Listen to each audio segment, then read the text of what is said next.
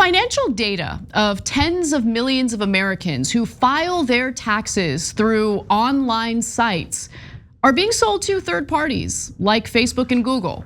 That's the outcome of a new congressional investigation spearheaded by Senator Elizabeth Warren. Now, making matters worse, the practice has been going on for a long time. In fact, dating back to 2011. And this follows a separate report that came out just last year regarding how tech journalism websites, The Markup and The Verge, were sharing their readers' data with Facebook. So let's get into the findings of the latest report and other details. First, it's worth knowing just how many Americans use these online tax preparation services every year. H&R Block said its do-it-yourself tax filing website filed 8.4 million returns in the most recent tax filing season. An analysis of IRS data by tax prep company Column Tax found that TaxSlayer filed 1.5 million returns and TaxAct filed 3 million returns for customers in 2022. Now, in order to track the information that users were inputting into their tax prep websites and software, these three companies use something known as pixels. And look, if you're not familiar with the technology, don't worry, neither was I. Just know that it's widely used on websites for ad targeting on social media. In fact, according to the Washington Post, both Google and Meta, the parent company under which Facebook falls, offer this tracking technology to website administrators. But it's not just about how these websites collected their clients' personal information. The real concern is what they collected and later sold to both Google and Facebook. When users typed their information into the tax forms, the report says, Pixel Technology sent that data to Google and Facebook, including users' approximate annual gross income, the amount of money they received as a tax refund, whether they're married and have children, and whether they ever clicked on a long list of tax forms that would reveal more about their income and life events. The report also found that TaxAct had sent similar information to Google through its analytics tool, but that information did not include names. Oh, are they not merciful? Now, low-income Americans are unsurprisingly especially vulnerable to having their information sold by these companies, especially because they're looking to take advantage of their free software services. The congressional report found that some of the customers affected by the data sharing were using a free version of TaxAct that the company offers in conjunction with the IRS to help low-income filers fill out their tax returns. So apparently, while TurboTax shared its customers' usernames with Meta, the congressional report found that it did not provide any financial information. And if you think we're just talking about anonymous metadata here, you'd be making a huge mistake. Much of the tax software data was transmitted in a way that was supposed to make the users anonymous. But the legislators contend that a technology expert could easily get around any attempt to make that data anonymous. Meta also confirmed to the senators that the company uses the information from the tax software to target ads toward Facebook users, including ads for products obviously other than tax prep services. In a letter to the IRS, Federal Trade Commission, and Attorney General Merrick Garland, the Democratic senators behind the letter argued that the tax prep firms were shockingly careless with their treatment of taxpayer data. They indicated that they installed the Meta and Google tools on their websites without fully understanding the extent to which they would send taxpayer data to these tech firms without consulting with independent compliance or policy experts, and without full knowledge of Meta's use of and disposition of the data. Now keep in mind, if one accountant decided to share your taxpayer information, your personal information, they would very likely face criminal prosecution, a possible $1,000 fine, and even possibly a year in prison. Now, Senator Warren and 6 other lawmakers are urging the Justice Department to act by criminally charging companies that violate laws preventing tax preparers from sharing their clients' personal information. They're also citing the latest congressional report revealing how the data sharing by H&R Block, TaxSlayer, and TaxAct is good reason for the IRS to build its own free tax preparation software rather than steering Americans toward private companies. So what do these tax preparation services have to say about themselves? Well, H&R Block swears it has changed its practices, providing a statement to the Washington Post which reads, H&R Block takes protecting our clients' privacy very seriously, and we have taken steps to prevent the sharing of information via pixels.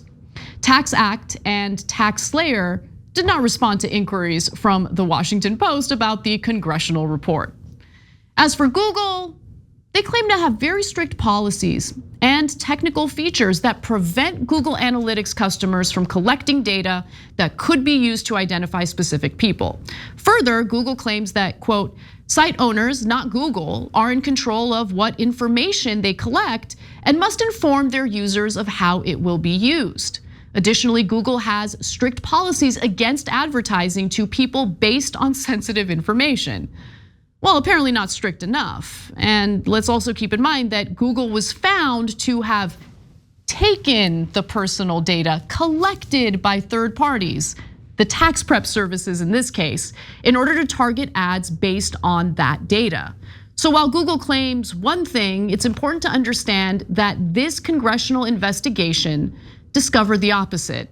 And that makes sense considering we get to use Google and most of the services that fall under its umbrella free of charge.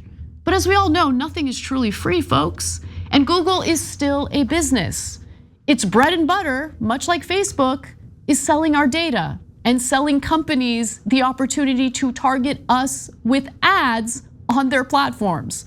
The real question is, outside of a congressional report and a strongly worded letter to federal regulators, will Democrats work alongside Republicans in Congress to protect our privacy and private data? And not just in this situation, in any situation involving websites, because they all do the same thing. Now, the lawmakers who signed that letter included Democratic Senators Elizabeth Warren, Ron Wyden, Richard Blumenthal, Tammy Duckworth, Bernie Sanders, Sheldon Whitehouse, and there was one Congresswoman involved, Representative Katie Porter. I'm going to hold my breath on any genuine attempt to push for criminal prosecution of company executives who broke the law. Like, I'd love to see it, but the idea that corporations would be criminally punished for, harming ordinary people through criminal prosecution is honestly laughable in America these days. Who knows, they might prove me wrong. But their second solution is far more feasible and in fact is currently in the works.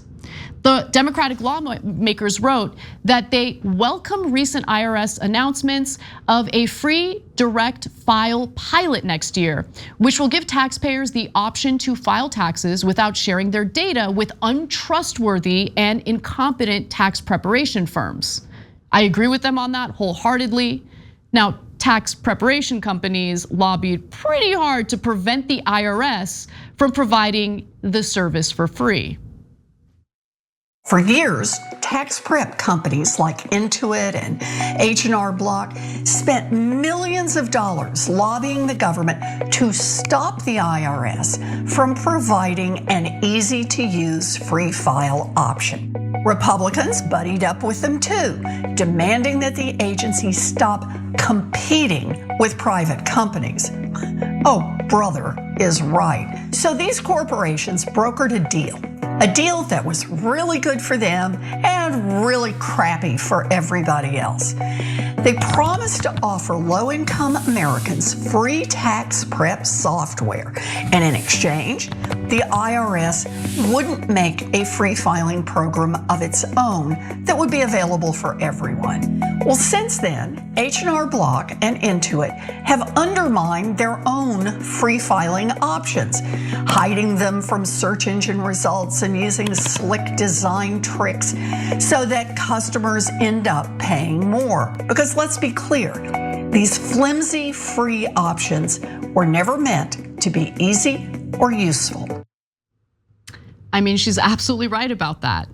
Now, currently, taxpayers who earn $73,000 or less can file their federal tax returns for free. About 70% of taxpayers fall in that category. But that free filing service is not provided by the IRS. Instead, taxpayers must use a service from one of 7 different private companies that make up an alliance known as the Free File Program. So in other words, the federal government had been funneling clients to private tax prep companies, some of whom were collecting and sharing personal financial information.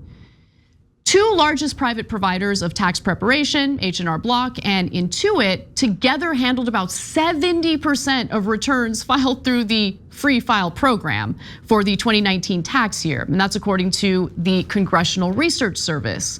Now, both of those companies have since withdrawn from that Free File alliance. H&R Block left in 2020 and Intuit left in 2021.